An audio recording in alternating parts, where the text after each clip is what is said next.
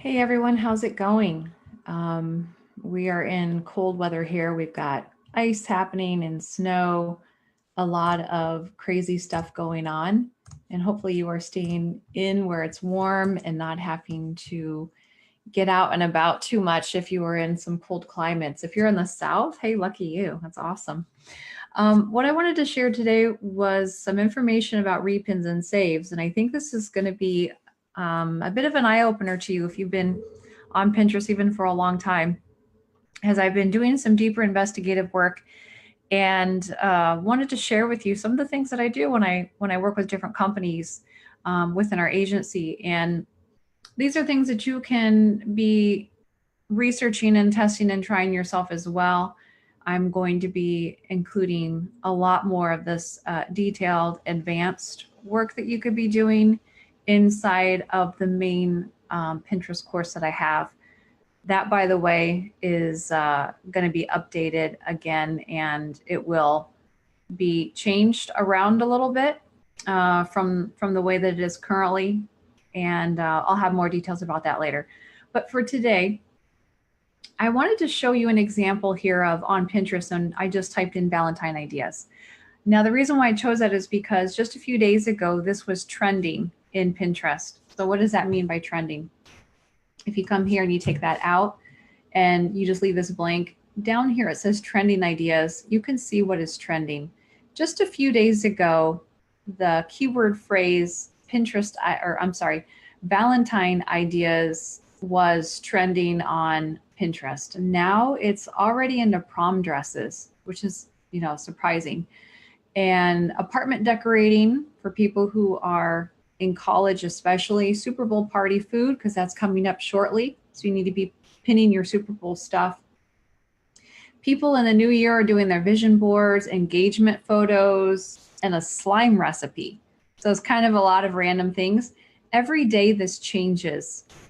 And fashion outfits. So if you are doing your t-shirts, you want to make sure that you have some lifestyle photos that shows a t-shirt with other things to pull together a full outfit. And then you can truly target this keyword phrase fashion outfits and be able to do that in a unique way that your competition isn't doing for your brand. So let's go into the Valentine ideas, and you're going to see some keywording up here that's happening. This is the suggestive keywords, and then when you hit enter return, you have this set of keywords down here. So what I was really interested in doing, though, wasn't so much about Pinterest as it was Google. And most people don't think about Pinterest as a way to rank on Google. So you're kind of getting a 2-for-1. When you know and understand the magic behind Pinterest and Google working together, then you will realize what an amazing opportunity this is and how to get these search engines to work together. It's going to bring in a lot more organic traffic for you. And definitely organic is always the way to go. You always want to go that way direction first because it will last you for years and years and years. It's not something that you have to keep throwing money at. And sometimes throwing money at things is not always the answer. It could actually make it worse. So when you look at this, Valentine ideas for kids, I went over here to Google and I explored Valentine ideas for kids. I wanted to see what was ranking in Google for this keyword phrase. Right away up at the top, there is someone who wrote a great blog post, and they have that keyword phrase right here. And they are in the #1 position. Why? Because they know SEO. They are there organically. They are not there because of a sponsored ad that they're running. And then here is another one that is doing the same thing, very smart. So if you are not writing blog posts for in your Shopify store or in your stores yet, you need to be doing that, because this is going to help you rank up organically right here, just with these keyword phrases. You can get your products in those blog posts. So I know that a lot of people in e-commerce, they start to get resistance when I say it is really important for you to be writing blog posts, because that is part of your marketing. It's called content marketing. It's going to give you some SEO results inside of Pinterest, but it's also going to do it on Google as well in a number of different ways. And if you do it right, you can actually dominate the first page of Google. I don't want to go into that today, But notice that these two bloggers, they know what they're doing. They're in the #1 and the #2 position on the first page of Google results for that keyword phrase. All organic. Guess what's #3 and #4? Pinterest. Now, let's take a look at this closer so that you can see what exactly is ranking on Google that is coming from Pinterest. And this happens all the time. People don't realize it. They don't pay attention to it. And you need to open up your eyes to pay attention to what you really can do with all of these tools. So Valentine's Day ideas for kids, this is a board. This is someone's board.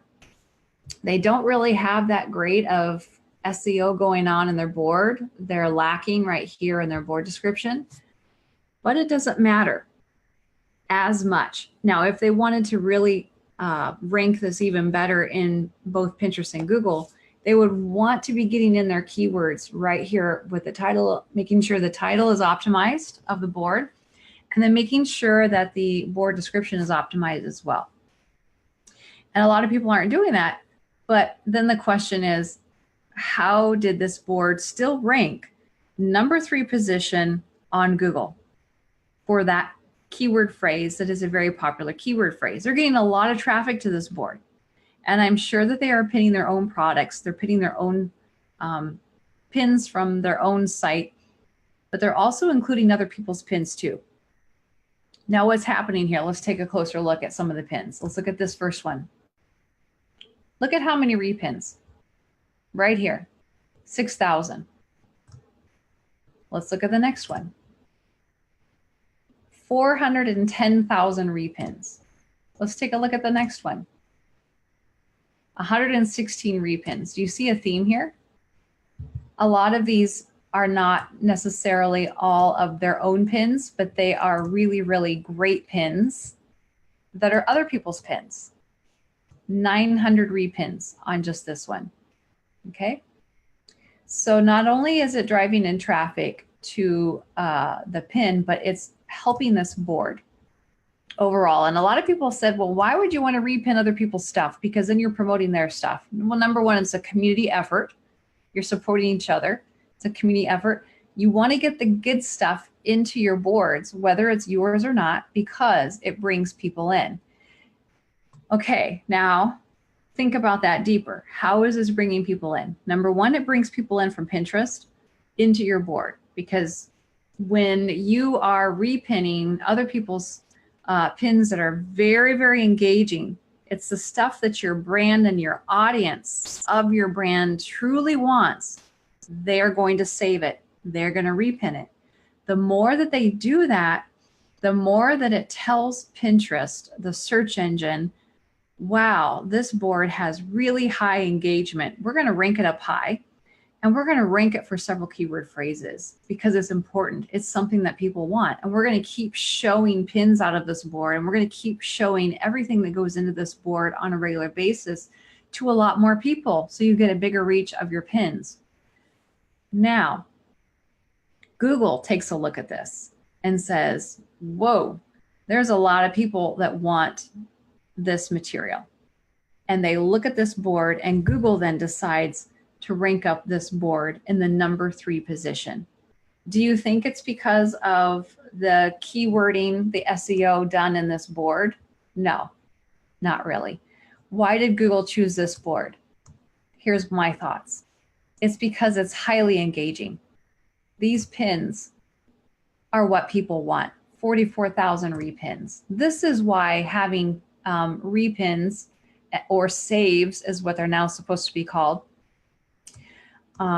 is very, very important.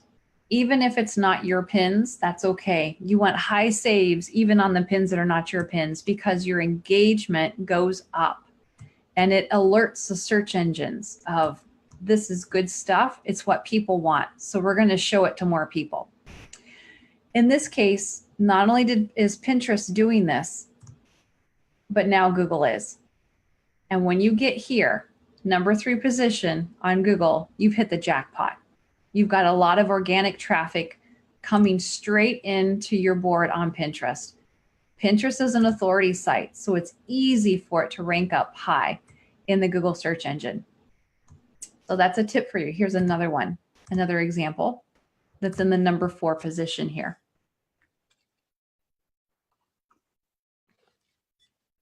This is where SEO work is really critical because you are working with a true search engine here with Pinterest, and then that also transfers over into the Google search engine.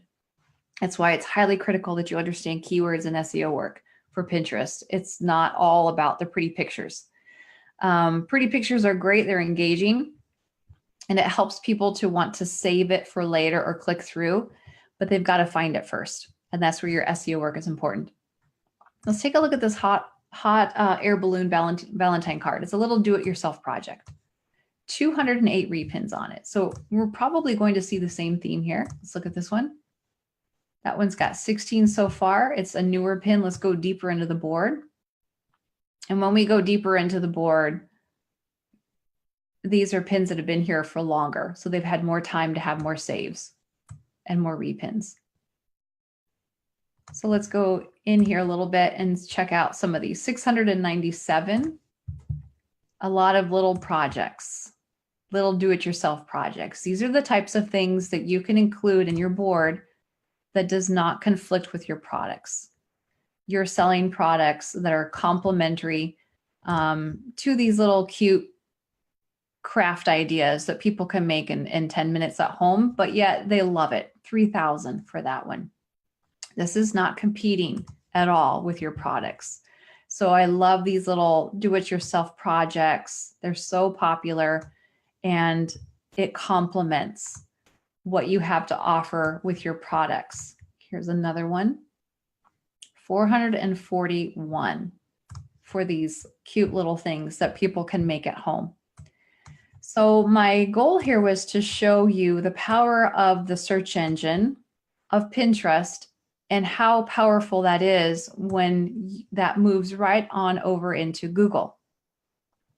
Now, what I would want to do is take that a step further, and I would take that keyword phrase right there that is a high top performing keyword phrase on Pinterest, and I would want to create a blog post, or you need to create a product page, a collection of products, and make your collection called this with this keyword phrase. You can create a collection actually easier in a blog post and have a lot more of them. And you can get that keyword phrase inside of all of the important areas, including the title of your blog post, and rank that up. You can sell your products right from your blog post. That is what's so powerful about doing blog posts along with your products that you're selling, your store, and you really need to be doing that as much as possible. So that's basically wanted to share with you real quick. I'm going to take a look and see if there's any questions that I can answer real fast. And if not, I will let you go for now. Yeah, I don't see any. So I'll let you go for now, and hopefully those are some things that you were able to learn today about the power of the search engine of Pinterest, and then how does that correspond to the power of the search engine in Google, and what in the world does repins and saves have to do with it? Why is it truly important at the end of the day? That engagement, it's that engagement, okay? So I'll let you go and have a great rest of your day.